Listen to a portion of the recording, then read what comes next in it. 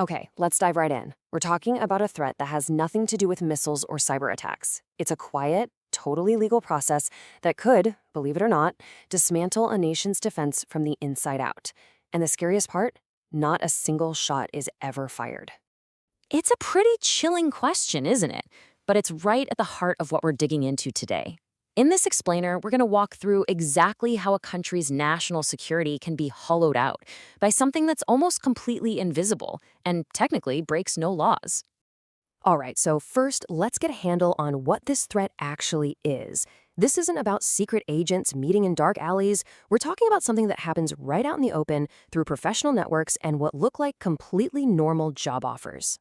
Now, this is the crucial point, so really let this sink in. This is not a spy movie.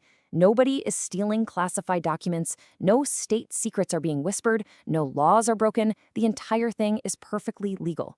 And that right there is what makes it so incredibly hard to spot and even harder to stop.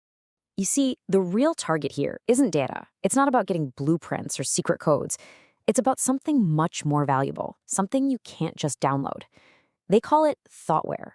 Think of it as the collective brain of a defense system, its philosophies, its reflexes, its deep intuitive knowledge of its own breaking points. It's the unwritten how and why that makes the whole thing tick. So, how does this absorption actually happen? I mean, how do you extract something as abstract as thoughtware? Well, let's look at who's being targeted and how this process plays out step by step. The targets are, as you might guess, the seasoned veterans, usually in their 50s. On one hand, you have retired senior officers from the self-defense forces. These are the people who spent decades running countless war games. They know intimately what Japan is afraid of and how it plans to react to just about anything. Then you have senior engineers from defense companies.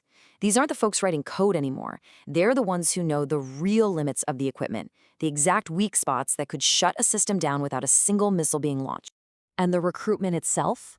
It's incredibly subtle. It's all disguised under these perfectly normal, even prestigious civilian job titles. Researcher at a think tank, consultant for an aerospace startup. And here's the kicker. The word military is never, ever used. It just looks like a fantastic second-act career for a respected professional. The whole pipeline is just a masterclass in social engineering. It kicks off with something as simple as a flattering message on LinkedIn, maybe praising their expertise in something like disaster response. Then comes a very casual interview, more like a chat really. They'll ask a seemingly innocent question like, hey, just out of curiosity, what's the toughest part about defending islands? And then, once the person is hired in on the inside, the real extraction begins in meetings, with very specific questions about how the organization thinks, how it makes decisions. That's how they get the thoughtware. So let's get into the nitty-gritty. What kind of knowledge are we actually talking about here? What is this thoughtware, and how could it be so powerful that it could effectively disarm an entire country? First, and this one is absolutely massive, is learning how to delay Japan's first move in a crisis. If you know the exact bureaucratic friction points, who needs to give the final go order, where the bottlenecks are between politicians and commanders, you can create just enough hesitation to paralyze them. And in modern warfare, if you lose the first 24 hours, you've probably lost. Second is knowing how to take equipment off the board without ever firing on it. This isn't about weaknesses you'd find in a technical manual. It's about real-world operational limits. How does that fancy radar system really perform in extreme humidity and salty air? How long can that engine run at full tilt before it just gives up? If an adversary knows that, they can use the environment itself as a weapon to make your own gear fail on you. And third, and this might be the deepest vulnerability of all, is learning the psychological red line. After decades of simulations, these retired officers don't just know what Japan is willing to do. They know, even more importantly, what it is unwilling to do. Knowing where your opponent will hesitate, where they will balk, that gives you an unbelievable strategic advantage. The true danger here is that it's all completely invisible. During peacetime, everything looks fine. There are no alarms going off. This threat only rears its head at the absolute worst possible moment, right when a crisis is about to boil over. So, how widespread is this? Well, there are no official statistics, for obvious reasons. But based on the number of high-level officers and engineers retiring every year, some reasonable estimates suggest that dozens, maybe even more than 100, of these experts could have already been hired into these kinds of roles. And here's the truly insidious part. This system doesn't rely on traitors. It doesn't need spies. In fact, the most dangerous cases are the ones where the person has absolutely zero malicious intent. They're loyal, patriotic professionals who just think they're making a smart career choice after a lifetime of service to their country.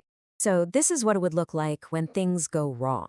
A crisis hits. On paper, everything is perfect. The weapons are ready, the personnel are trained and in place. But decisions are slow to come. Coordination between units just isn't happening, equipment starts to fail in weird ways, and it's only in that moment of chaos that the horrifying question finally gets asked. How on earth does our opponent seem to know us better than we know ourselves? So how do you possibly defend against a threat that's legal, invisible, and preys on good intentions? The answer can't be an emotional one. It has to be a cold, logical redesign of the system itself. You need to build what you could call a default defense.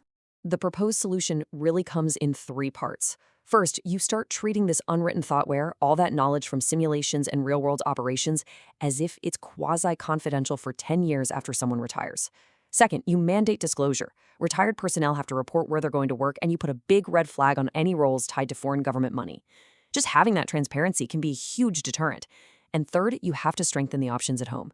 You create and fund top-tier domestic think tanks so this incredible expertise stays in Japan, where it can continue to protect the nation. All of this really forces us to rethink what national security even means in the 21st century. Maybe it's not about who has the fanciest planes or ships. Maybe it's about who has designed the smartest system for managing the flow of human knowledge. And so we'll leave you with that question to chew on. In an age where information is everything, the next great conflict might not be won with steel, but with wisdom. The critical question for any country today is whether its most valuable strategic asset, the expertise inside its people's heads, is being guarded, or if it's just quietly flowing away.